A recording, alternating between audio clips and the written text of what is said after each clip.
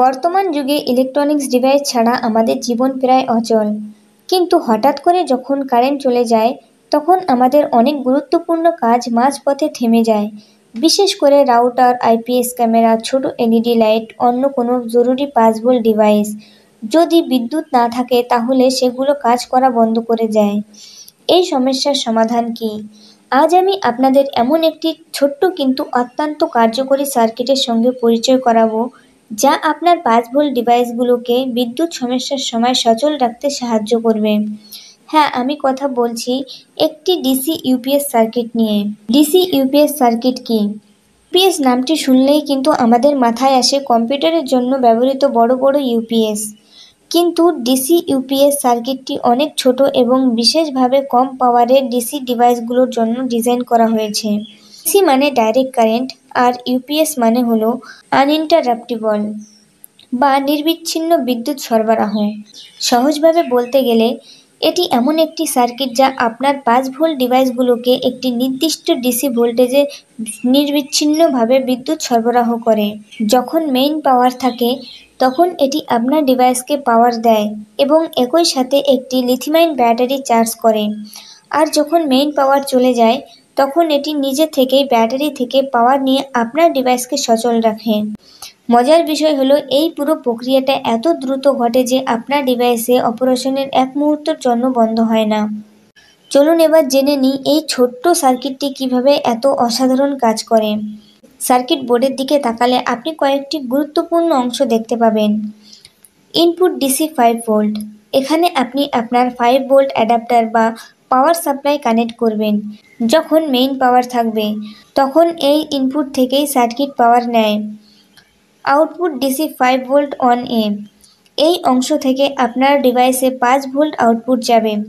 এখানে সাধারণত 1 অ্যাম্পিয়ার পর্যন্ত কারেন্ট পাওয়া যায়, যা ছোট ডিভাইসগুলোর জন্য যথেষ্ট। ব্যাটারির কানেকশন। এখানে আপনি একটি 3.7 ভোল্ট লিথিয়াম ব্যাটারি কানেক্ট করবেন।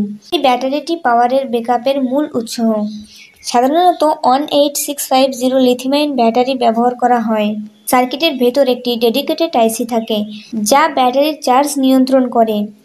এটি ব্যাটারিকে ওভারচার্জ, ওভার ডিসচার্জ এবং শর্ট সার্কিট থেকেও রক্ষা করে।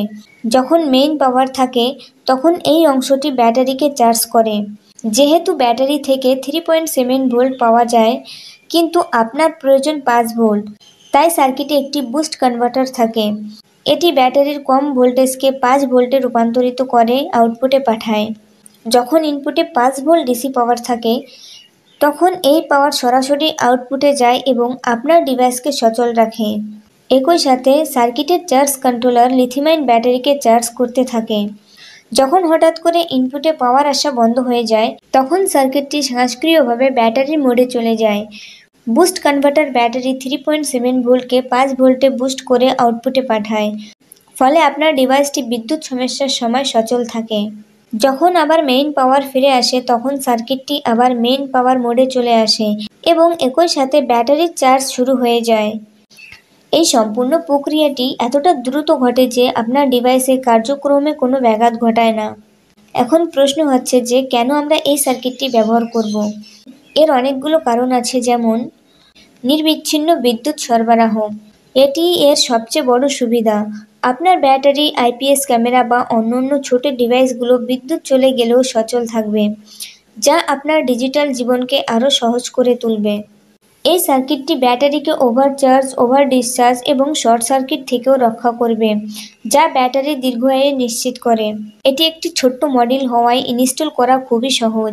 শুধুমাত্র ইনপুট, আউটপুট এবং ব্যাটারি কানেক্ট করলেই কাজ শেষ।